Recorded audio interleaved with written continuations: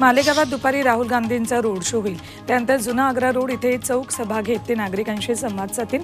या यात्रेदरम्यान ते यंत्रमाग धारकांच्या समस्याही जाणून घेणार आहेत। तर संध्याकाळी ते शेतकऱ्यांसोबत सौंदाणेमध्ये मुक्काम करणार आहेत।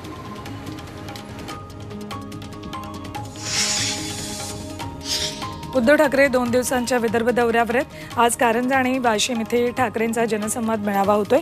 आगामी लोकसभा निवडणुकीच्या पार्श्वभूमीवर त्यांचा हा दौरा आहे। दुपारी 12 वाजता कारंजामध्ये जाहीर सभा ते घेतील। संध्याकाळी 6 वाजता वाशिममध्ये जनतेशी संवाद साधतील। CAA अर्थात नागरिकत्व सुधारणा कायदा प्रकरण सुप्रीम कोर्टात पोहोचले। केंद्र सरकारने काढलेल्या अधिसूचनेविरोधात आज सुप्रीम कोर्टात सुनावणी होणार आहे। या कायद्यामुळे अल्पसंख्याकांचं नागरिकत्व धोक्यात येणार असल्याचं आरोप खरगे आणि ओवैसी यांनी केला। मात्र खरगे आणि ओवैसी खोटं बोलून जनतेची दिशाभूल करत असल्याचा पलटवार गृहमंत्री अमित शहा यांनी केला।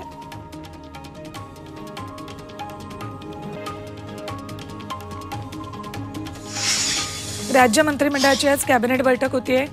लोकसभा निवडणुकीची आचारसंहिता लागण्यापूर्वीची ही शेवटची बैठक आहे। आज होणाऱ्या कॅबिनेटमध्ये अनेक निर्णयांना मंजुरी मिळू शकते। तसेच रेल्वे स्थानकांच्या नामांतराचा प्रस्ताव मंजूर करण्यात येईल। भाजप कोर कमिटीची आज पुन्हा दिल्लीत बैठक होण्याची शक्यता आहे। गृहमंत्री अमित शहा यांच्याबरोबर राज्यातल्या भाजप नेत्यांची बैठक होईल। महायुतीतल्या जागा वाटपावर या बैठकीत चर्चा होणार आहे। राज्यातल्या लोकसभेच्या महायुतीच्या जागा वाटपाचा फॉर्म्युला ठरला अशी माहिती सूत्रांनी दिली। भाजपला सर्वाधिक 31 जागा, त्यापाठोपाठ शिवसेनेला 13 तर राष्ट्रवादी काँग्रेसला 4 जागा मिळाल्याचं कळतंय। आता तिन्ही पक्षांचं जागा वाटप येत्या 2 दिवसात जाहीर होईल अशी माहिती वरिष्ठ सूत्रांनी दिली। उत्तर पश्चिम मुंबई लोकसभा मतदारसंघ भाजपने घेतल्याची माहिती सूत्रांनी दिली। तर त्या बदल्यात शिवसेनेला ठाणे लोकसभा मतदारसंघ दिलाय।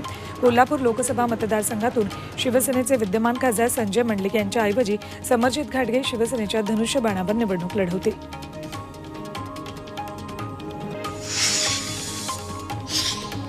मंत्री सुधीर मुनगंटीवार आणि मंत्री भुमरे यांना थेट लोकसभा लढवण्याचे आदेश दिल्याची माहिती आहे। भाजपचे मंत्री सुधीर मुनगंटीवारांना चंद्रपूरमधून लढण्याचे आदेश दिलेत, तर शिवसेनेचे मंत्री संदीपान भुमरेंना संभाजीनगरमधून लढण्याचे आदेश दिलेत।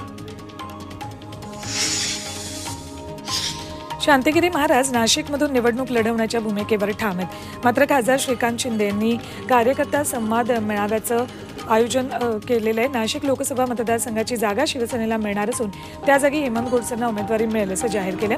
मात्र निवडणूक लढणारच आणि ती जिंकणारच असं शांतिगिरी महाराज म्हणतात। नाशिक लोकसभेसाठी श्रीकांत शिंदेंकडून हेमंत गोडसेंच्या नावाची घोषणा केली। कार्यकर्ता संवाद मेळाव्यात श्रीकांत शिंदेंनी त्यांच्या नावाची घोषणा केली। हेमंत गोडसेंना तिसऱ्यांदा खासदार म्हणून निवडून आणायचंय, दुसऱ्या कोणाचं नाव नसल्याचं श्रीकांत शिंदेंनी म्हटलंय। उत्तर मुंबई मतदारसंघातून केंद्रीय मंत्री पियुष गोयल यांना भाजप उमेदवारी देणार अशी सूत्रांची माहिती आहे। उत्तर मुंबई मतदारसंघात भाजपचे गोपाळ शेट्टी 2 टर्म खासदार आहेत। मात्र यावेळी त्यांचं तिकीट कापलं जाणार असं बोललं जातंय। त्यांच्याऐवजी गोयल यांचं नाव भाजपकडून आघाडीवर आहे। मनसेही यंदा लोकसभेच्या रिंगणात असणार का याबद्दल उत्सुकता आहे। येत्या 3 ते 4 दिवसात निवडणूक लढायची की नाही याबाबत राज ठाकरे भूमिका स्पष्ट करतील। मनसे अध्यक्ष राज ठाकरे यांनी आढावा बैठक घेतली। तुम्ही लोकांपर्यंत संपर्क वाढवा असे आदेश राज ठाकरेंनी कार्यकर्त्यांना दिले। शिंदे गटाचे विजय शिवतारे यांनी अजित पवारांवर आगपाखड केली होती। बारामती मतदारसंघ कुणाची मक्तेदारी नाही असं म्हणत त्यांनी अजित पवारांवर बेछूट आरोप केले होते।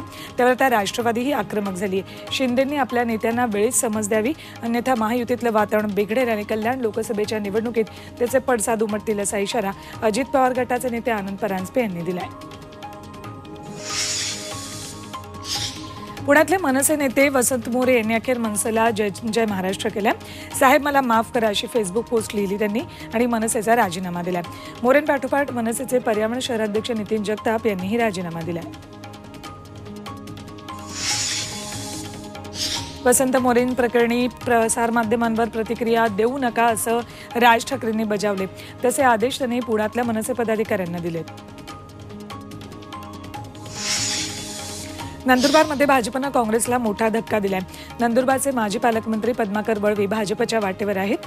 पद्माकर वळवी माजी क्रीडा मंत्री आहेत, तसंच ते काँग्रेसचे नेते आहेत. पद्माकर वळवी यांनी भाजप प्रदेशाध्यक्ष चंद्रशेखर बावनकुळे यांची भेट घेतल्यानं आश्चर्य व्यक्त होते.